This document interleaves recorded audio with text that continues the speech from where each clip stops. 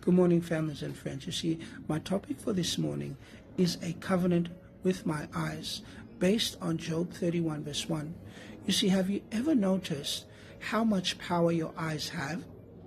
With just one glance, your eyes can lead your heart to purity or to pain.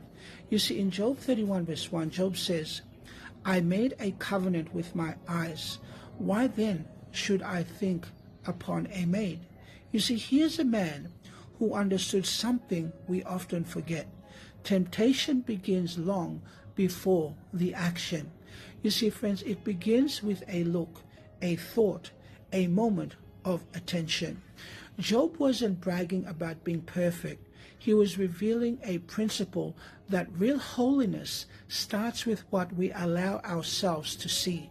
You know, he made a covenant not with another person, but with his own eyes. That's self-discipline at its finest. You know, think about that. In a world overflowing with screens, images, and distractions, what would it take? What would it look like if we made the same covenant? You see, a promise not just to avoid sin, but to protect our peace. You see, a vow to keep our hearts clean, because purity isn't just restriction, it's about freedom. You see, Ellen White once wrote, those who would not fall a prey to Satan's devices must guard well the avenues of the soul. You see, friends, the eyes are one of those avenues. What enters through them can either build your character or break your spirit. So today, I challenge you, make a covenant with your eyes. Decide what's worth looking at and what isn't.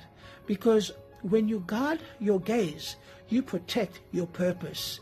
And when your eyes are focused on what is good, your life begins to reflect the light of the one who is truly pure. So my main thought is this: guard your eyes, guide your heart, and your life will follow purity and peace. God bless.